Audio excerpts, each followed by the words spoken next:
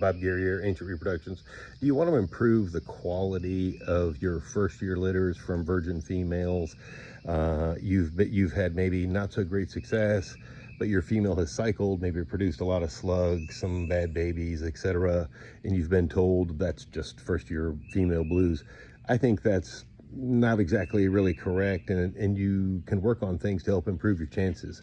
Number one, of course, the animal has to be properly of sufficient weight and fat. Okay, different subject, I guess. Number two, really what I want to get at is if there's a cycle to be followed, has that female been cycled properly?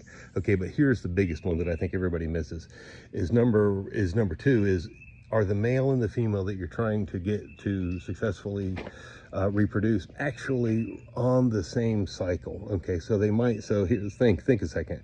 Not only on the same cycle as far as high and lows and daylight, nighttime, but are both of the high and lows in synchronization?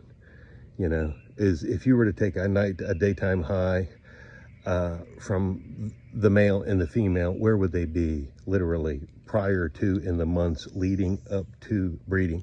And so what I think is a lot of times it's hard, and or a first year animal doesn't get a great job of getting cycled, number one, if you've got a little bit of a cycle in your plan, which I do personally and have for many years.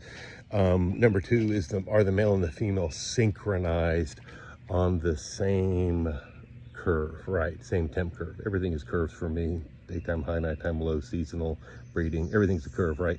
So were the curves synchronized enough to where they could actually meet? Because you can have two animals that have been properly cycled, but if they're a little bit apart, for instance, maybe one was on the floor, maybe the male's on the floor, right, and the female's on a top cage, and it's 8-9 feet in the air, and it's really, maybe in my mind, the way the cycles work and trends, about a month ahead in time.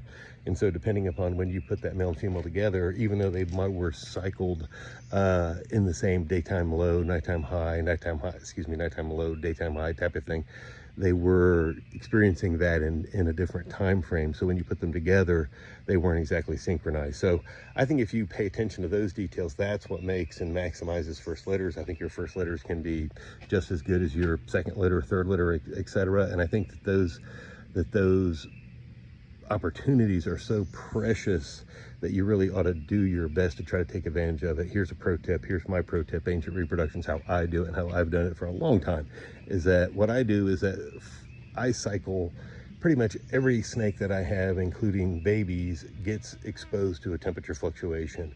Nothing in here stays at a comfortable 80 degrees with a heat tape and just cruises along. Nothing. I just don't have that luxury, and I just don't think it really works that well. So what I do is, for instance, in my Argentine boas in year 1, year 2, year 3, year 4, all leading up to adulthood, they all go through a seasonal fluctuation, right? So it's not like I keep them in these prime little warm, cozy conditions for 4 years, and all of a sudden year 5, I bust out and like, oh, hey, just become a seasonally fluctuating adult and respond to all these cues. I think that's unrealistic, and I think that's why a lot of people don't have success. I hope this is a little bit helpful. Pull a nugget out or two. Let's get down the road. Have a great year. Thank you.